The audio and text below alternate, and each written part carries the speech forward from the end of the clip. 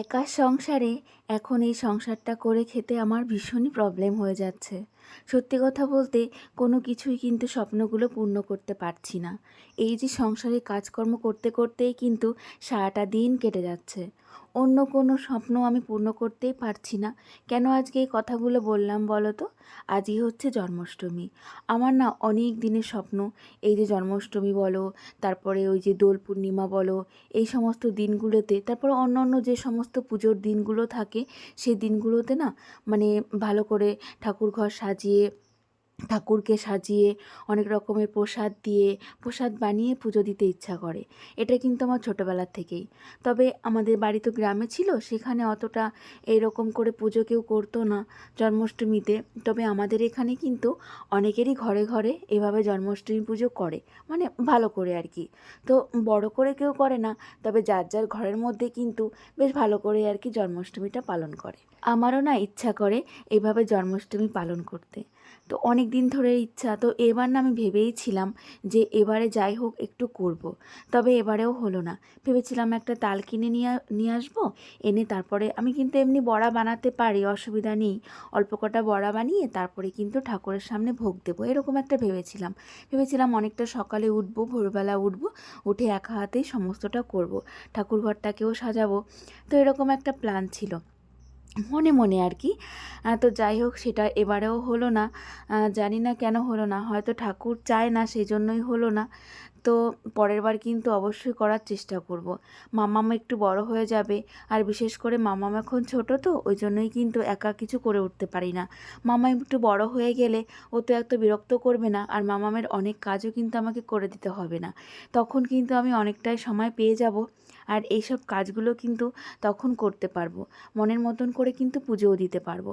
আর তোমরা তো দেখতেই পাও, মামাম কিন্তু এখন সকালবেলা উঠে নিজে নিজে ব্রাশ করে, মুখ ধোয়, জল খায়, তারপরে অনেক কিছু এখন কিন্তু মাম্মাম করে। আগে যেমন সকালবেলা উঠে আমি চেষ্টা করতাম যে মাম্মাম ঘুমিয়ে থাকার আগে আমি সমস্ত কাজগুলো মানে সেরে ফেলতে। তবে এখন কিন্তু আমার ওটা নিয়ে কোনো টেনশন হয় না। কেন কি সোনামা এখন কিন্তু ঘুম থেকে উঠে একদমই বিরক্ত করে না। ওর মতন উঠে ওকে ব্রাশ দিয়ে দিলে ব্রাশ করে। তবে ওই যে দু একদিন কিন্তু ব্রাশ করতে চায় না, মানে দৌড়াদৌড়ি করে একটু, ও ছোটো মানুষ তো করবেই। তো যাই হোক, সেই জন্য কিন্তু আমি এখন অনেকটাই মানে ফ্রি হয়েছি। তবে এর পরের বার মানে আস্তে আস্তে ধরো আর 1 বছর হতে হতে মামাম কিন্তু আরও বড় হয়ে যাবে, আরও অনেক কিছু কিন্তু শিখে যাবে। সেই জন্য সেই আশায় বসে আছি যে মাম্মাম একটু বড় হলে তারপরে কিন্তু আমি অনেক কিছুই করতে পারবো, আর সোনামাও কিন্তু তখন আমাকে অনেকটা হেল্প করতে পারবে। তো সেই ভেবেই কিন্তু আমি স্বপ্ন দেখছি যে আরও কিছুদিন যাক, তারপর থেকে আমি প্রপারলি সমস্ত কিছু করে নেব। আর এসে সকালবেলা উঠে দেখো ঘরটা একটু গুছালাম, গুছিয়ে তারপরে কিন্তু ঘরটা একবারে মুছে নিলাম। আজকে আমি অন ক্যামেরার থেকে অফ ক্যামেরায় বেশি কাজ করেছি, আর সেই জন্য কিন্তু আমি অনেক ক্লান্তও হয়ে গেছি। তাই আর স্নান করে আসার সময় পেলাম না, এতটা পরিমাণে খিদে পেয়ে গেছে। সেই জন্য এখন এই যে ভাবলাম আগে একটু ছাতু খেয়ে নিই, তারপরে স্নান করতে যাব। আর স্নান করে এসে ভাত তুলে দেব, আর সেই ভাত হতে হতে অনেকটা টাইম লেগে যাবে, খেতেও কিন্তু অনেকটা টাইম লাগবে। তো সেই জন্য অতক্ষণ আমি কিন্তু অপেক্ষা করে থাকতে পারবো না, এতটাই খিদে পেয়ে যাবে। আর এখন আমার এমন একটা রোগ হয়েছে, রোগ বলবো না মানে কি বলবো বুঝতে পারছি না। খিদে লাগলে আমার এতটা হাত পা কাঁপে, আমি মানে না খেয়ে থাকতেই পারি না। তো সেই জন্য আমি ভাবলাম চলো 1 গ্লাস আগে ছাতু খেয়ে নিই, তারপরে স্নান করা যাবে। আর আগে কিন্তু আমার এরকম হতো না, বিয়ের আগে তো হতোই না, বিয়ের পরেও কিন্তু ওরকম হয়নি। তবে ইদানিং দেখছি মানে খিদে পেলে আমার ভীষণ পরিমাণে গা হাত পা কাঁপে, আমি কিন্তু না খেয়ে উপোস করতেই পারি না। সেটাই ভাবছি যে পুজো টুজোগুলো আমি কি করে করব বলো তো। আগে তো বিয়ের আগে কত পুজো করতাম, একদিন দুদিন না খেয়ে থাকতাম, কোনো অসুবিধা হতো না। তবে এখন তো দেখছি আমি একবেলাই না খেয়ে থাকতে পারি না, তাহলে পুজো কি করে করব, সেটাই ভাবছিলাম। তো এখন দেখো আমি কিন্তু স্নান করে নিয়েছি, আর স্নান করে ঘরে এসে আজকে কিন্তু বেড কাভারটা পাল্টে নিলাম। যেহেতু পুজোর দিন, ভাবলাম আজকে বেড কাভারটা পাল্টেই ফেলি, এমনিতেও নোংরা হয়েছিল। আর এই তোশকটার মধ্যে না এত গুঁড়ো গুঁড়ো ধুলো তোমাদের কি বলবো। আমি যখন মানে তোশকটা ঝাড়লাম, তারপরে দেখছি চারিদিকে একদম সেই ধুলো ধুলো হয়ে যাচ্ছে, কি যে বাজে লাগছে না। এবার এরপরে বেডকভার পাতলেও কিন্তু সেই ধুলোগুলো উপরে উঠে আসে জানো। আর মানে কি বিচ্ছিরি লাগে বলো তো। সেটাই ভাবছি যে কি করব। আগে কিন্তু তোশকের উপর দুটো কাপড় দিয়ে না তোশকের একটা কাবার ছিল। তবে আমি একবার ও বাড়িতে গেছিলাম, অনেক দিন ছিলাম, তখন বাড়িতে এসে দেখি ওই তোশকের যে কাবারটা ছিল সেটা ইঁদুরে কেটে দিয়েছে। তারপরে ওটা খুলে ফেলে দিয়েছি, তারপরে কিন্তু কোনো কাবার দেওয়া হয়নি। তো আমি তো এখন এত বড় কাবার একা একা বানাতেও পারবো না। তখন তো আমার বড় ননদ এসেছিল, উনি বানিয়ে দিয়ে গেছিলো, দুজনে মিলে বানিয়েছিলাম। তো এখন তো একা একা সম্ভব নয় ওটা বানানো, আর দুটো শাড়িও লাগবে বানাতে। তো জানি না এখন কি করব। তবে তোশকটা প্রচুর পরিমাণে ধুলো হচ্ছে। এমনিতেও আমার ধুলোবালিতে না প্রচুর পরিমাণে অ্যালার্জি আছে, বিশেষ করে নাকের অ্যালার্জিটা বেশি আছে। এই ধুলোবালিতে কাজ করলে, ধুলোবালি ঝাড়লে আমার না নাকের মধ্যে ভীষণ প্রবলেম হয়। বিয়ের আগে তো আমি ডাক্তার দেখিয়েছিলাম, সেখান থেকে ওষুধ দিয়েছিল, তারপরে একটা ড্রপ দিয়েছিল। বেশি পরিমাণে নাকের মধ্যে চুলকালে ওই ড্রপটা আমাকে নিতে হতো। তবে এই যে চিংড়ি মাছ, তারপরে ডিম, কুমড়ো, পুঁই শাক, এগুলো খেলে তো ভীষণ পরিমাণে প্রবলেম হতো আগে, আর গরমের দিনে বেশি প্রবলেম হয়। তো এখন তবে সেই প্রবলেমটা দেখি একটু কমেছে। তবে একদম তো অ্যালার্জি কমে না। এই যে ধুলোবালি, তারপরে ধরো মাঝে মধ্যে কিন্তু ইলিশ মাছটা খেলে বেশি হয়, ইলিশ মাছ আর চিংড়ি মাছ। তো এই দুটো মাছ তো আমি একদমই খেতে চাই না।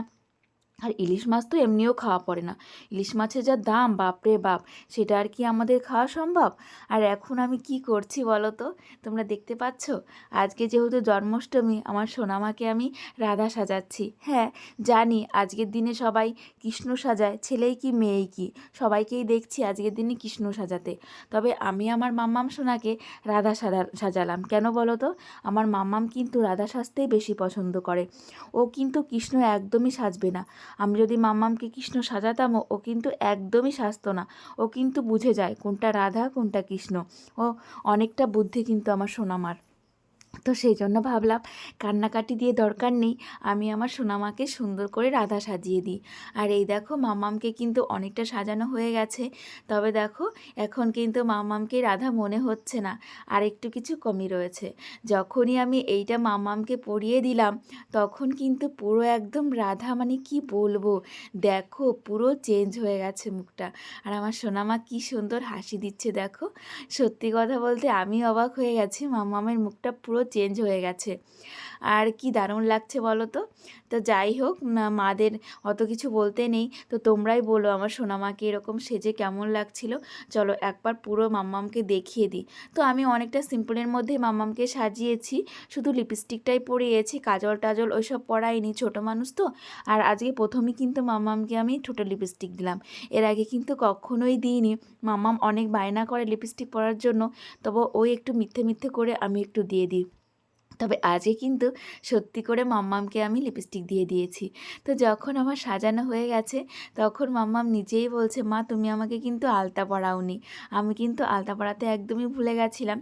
তো এখন দেখো মাম্মামকে আলতা পরাচ্ছি, আর ও কুটু করে হাসছে কেন বলো তো, ওর পায়ে সুরসুরি লাগছে। আর এই আলতা পরানোর সময় না আমার ছোটোবেলার কথা মনে পড়ে যাচ্ছে।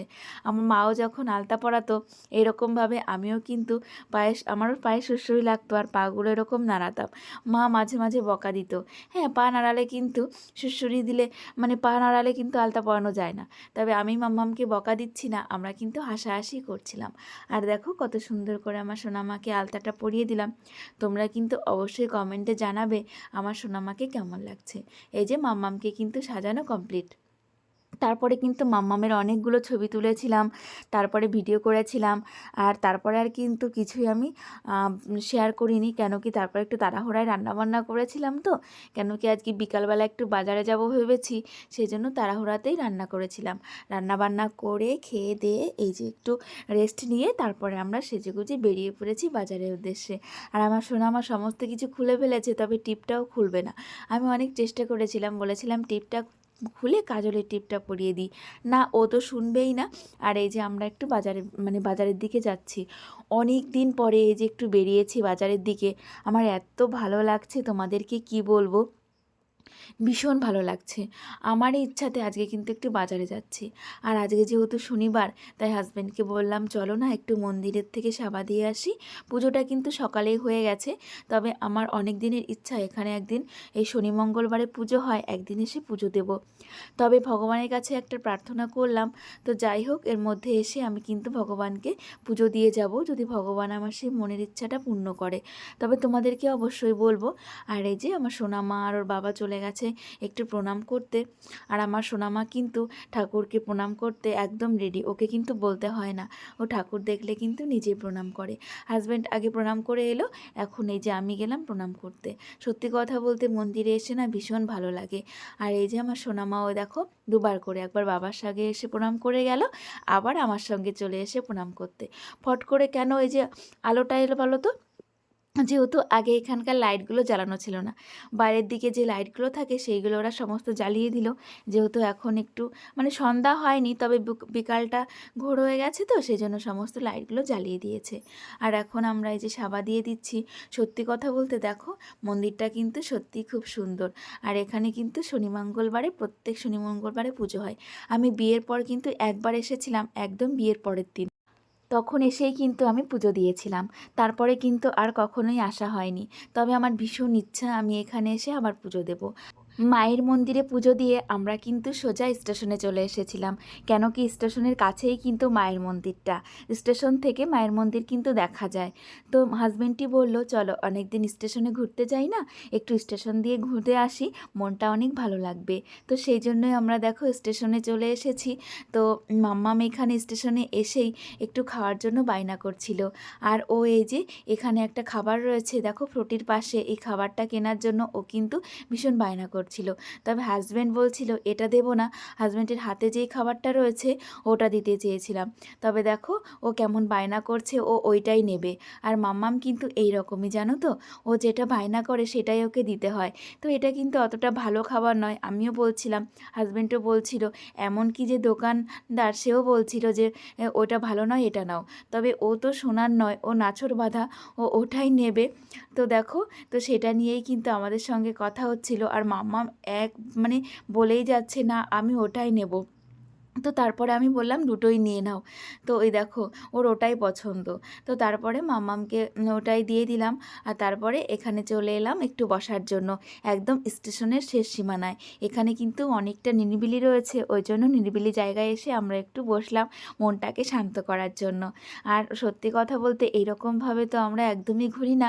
তো আমারও ভীষণ ভালো লাগছিল, আর মাম্মামেরও তো ভীষণ ভালো লাগছিল। আর এইখানটা প্রথম এসে ভালো লাগছিল না, কেন কি গরম লাগছিল, এখানে তো আর ফ্যান নেই।